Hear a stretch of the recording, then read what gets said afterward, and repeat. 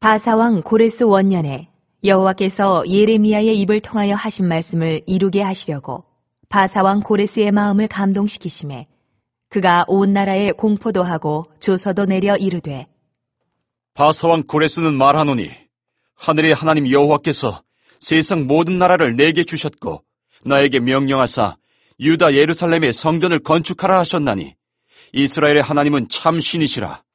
너희 중에 그의 백성된 자는 다 유다 예루살렘으로 올라가서 이스라엘의 하나님 여호와의 성전을 건축하라. 그는 예루살렘에 계신 하나님이시라. 그 남아있는 백성이 어느 곳에 머물러 살든지 그곳 사람들이 마땅히 은과 금과 그 밖의 물건과 짐승으로 도와주고 그 외에도 예루살렘에 세울 하나님의 성전을 위하여 예물을 기쁘게 드릴지니라 하였더라.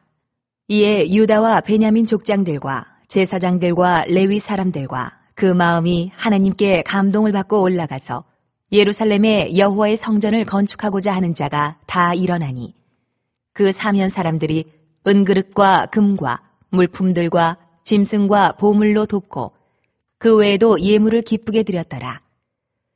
고레스 왕이 또 여호와의 성전 그릇을 꺼내니 옛적에 느부갓네살이 예루살렘에서 옮겨다가 자기 신들의 신당에 두었던 것이라. 바사왕 고레스가 창고지기 미드르닷에게 명령하여 그 그릇들을 꺼내어 세어서 유다 총독 세스바살에게 넘겨주니 그 수는 금접시가 30개요, 은접시가 1000개요, 칼이 29개요, 금대접이 30개요, 그보다 못한 은대접이 410개요, 그 밖의 그릇이 1000개이니 금은 그릇이 모두 5400개라.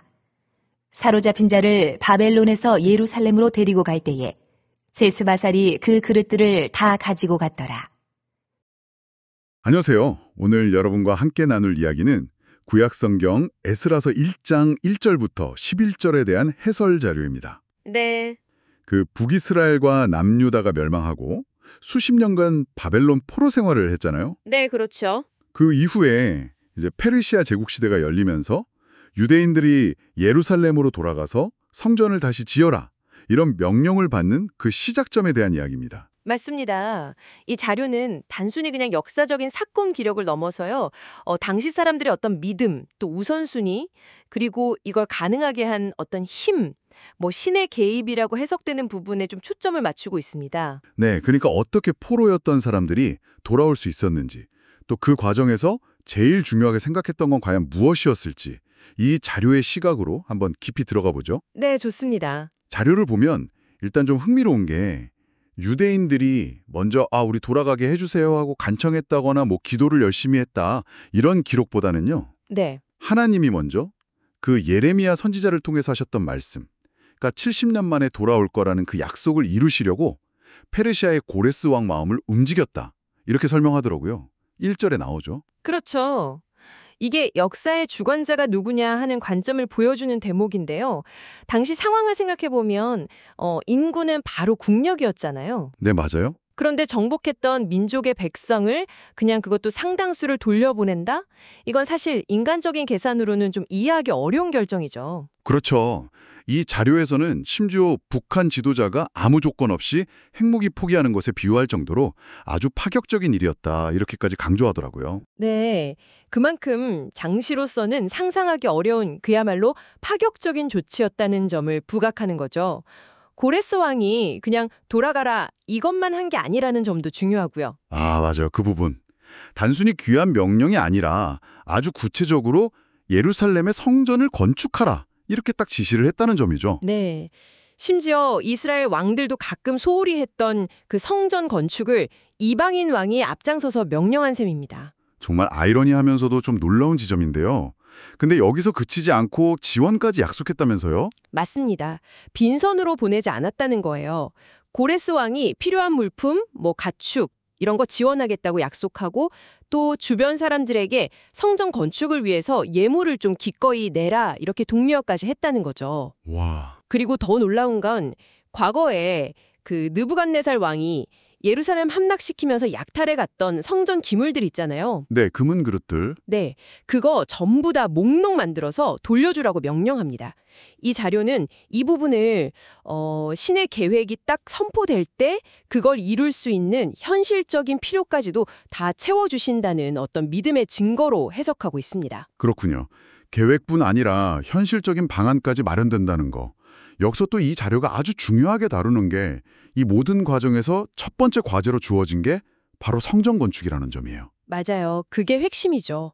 당장 돌아가면 살 집도 없고 먹고 살 길도 막막하고 또 외부 침략 막으려면 성벽부터 쌓아야 할 것 같은데 네, 보통은 그렇게 생각하기 쉽죠. 근데 성전 재건이 최우선이었다는 거죠. 네, 이 자료는 이걸 바로 믿음의 표현이라고 보고 있습니다.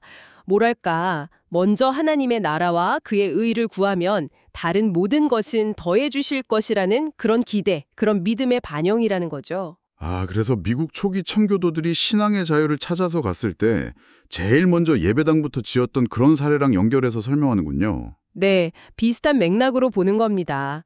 먼저 신과의 관계, 즉 예배를 회복하는 것이 다른 어떤 필요보다 우선한다는 그런 가치관을 보여준다는 거죠. 자, 그럼 이 고대의 이야기가 오늘날 우리에게 주는 메시지는 뭘까요? 이 자료는 이제 건물이 아니라 우리 한 사람 한 사람이 성전이라고 말하는데요. 맞습니다. 그 개념의 확장이죠. 신약 성경에서 고린도전서나 에베소서 같은 데서 바울 사도가 말하는 것처럼요. 하나님의 영이 거하시는 곳이 바로 성전이다. 이렇게 연결되는 겁니다. 그렇다면 오늘날 우리 시대에 성전 건축이라는 건 어떤 의미로 받아들여야 할까요? 이 해설 자료는요.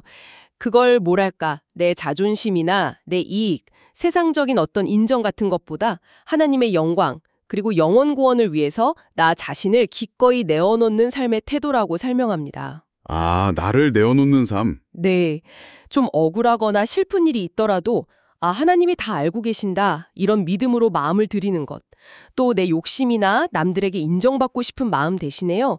그 요한복음에 나오는 한 알의 밀알 비유처럼 내가 먼저 썩어짐으로써 더 큰 생명과 축복을 낳는 그런 희생, 그런 원리를 실천하는 것. 이게 바로 오늘날의 성전 건축이라고 말하고 있습니다. 결국 자기중심적인 욕망을 좀 내려놓고 하나님과의 관계, 또 이웃과의 관계를 바로 세우려는 노력이군요. 그렇죠. 겉으로 보이는 어떤 성광이나 안정을 쌓기 전에 내 안의 중심, 그 내면의 성전을 먼저 튼튼하게 세우는 것이 중요하다는 메시지입니다. 네, 오늘은 에스라서 1장 해설 자료를 통해서 바벨론 포로 귀환과 성전 재건의 시작을 살펴봤습니다. 정말 인간의 예상을 뛰어넘는 어떤 신의 개입 방식, 또 위기 속에서도 신앙적인 우선순위를 지키려는 모습, 그리고 그것이 오늘 우리에게 주는 영적인 의미까지 한번 짚어봤네요. 네, 특히 그 외적인 환경이나 당장의 필요를 채우는 것에 앞서서 우리 각자의 삶 속에서 이 내면의 성전, 그러니까 하나님과의 관계와 헌신을 어떻게 먼저 세워나갈 것인가, 이런 근본적인 질문을 던져주는 것 같아서 인상 깊었습니다. 네, 이 이야기가 어쩌면 여러분께 이런 질문을 던지는 건 아닐까요? 오늘 여러분의 삶에서 가장 먼저 세우고 또 정성껏 가꾸어야 할 것은 과연 무엇인가요? 바쁜 일상 속에서 잠시 멈춰서서 여러분 안에 있는 그 성전은 지금 안녕한지 한번 돌아보는 시간을 가져보시는 것도 좋겠습니다.